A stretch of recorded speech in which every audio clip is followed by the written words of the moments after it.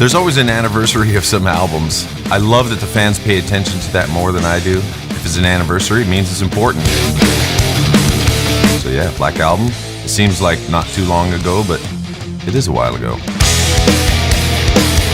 You know, when we started off, we just wanted to be four guys jamming in a room and not having to check in or clock in to the factory.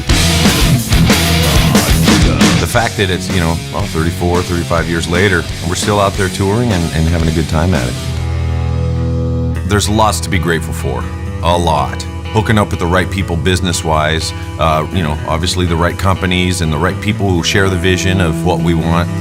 Love inventors, love people that go out of the box, out of the norm, and want to do things to help an artist make a vision come true. Besides all of the crunch and super heavy stuff, the clean sound's super important to me. Developing a clean pickup that had dynamics, had power. I love the passive pickup dynamic, but I love the power and the active pickup. So combining those two together, we did it. We tried many things. So it was like a 2-year process to get the headset together. I'll tell you, we're recording right now, and there's number 1 guitar, there's the number 2 guitar, there's the number 3, and here's the third track guitars that just sound different. They all sound different. When I get a guitar, I don't even second guess, so obviously put the headset in it, and then we'll see what the guitar sounds like, because I know what the headset sounds like.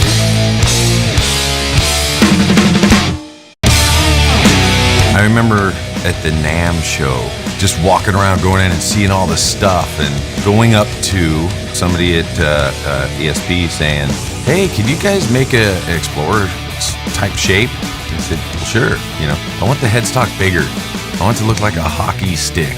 They're like, "We can do that." And that was the beginning of the relationship. Me asking and them saying yes. This one here, it came out of the car world, and rat rods and, people taking old cars, restoring them. The last thing they can't afford is the paint. That the paint has history with it, with the different layers of paint. And then when this guy owned it, it was white, and then red, being repainted, and it's kind of over the years just worn down and worn through. So this was basically from a car.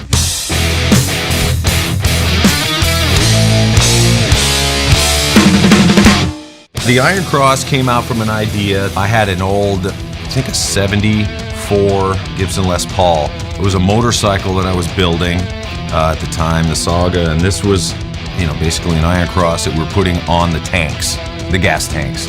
And I had a couple extra ones.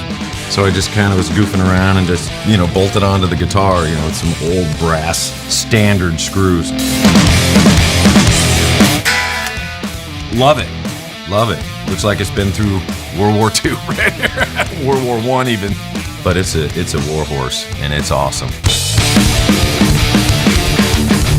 Yeah, the snakebite. Love this guitar.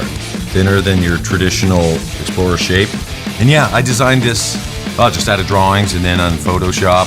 And I wanted a shape that was different enough to still feel good and balanced on my body, but look more interesting. So obviously the Metallica kind of barb has shown up here a couple spots, and little contours here gives it some depth, and it's a lot lighter. It's just an awesome weapon. Unbelievable to be sitting here thinking, wow, I designed a guitar. Well, I'm not going to take all the credit, obviously, but taking a classic shape, redesigning, and then thinking of an idea for developing a clean pickup that had dynamics, had power, and having it sit here in a guitar. Me recording, an album after 35 years with it. Awesome.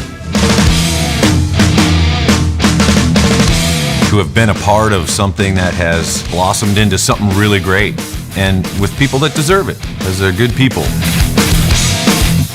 Matt and ESP, they're always there, they're easy to get on the phone, and if something's needed, it's there.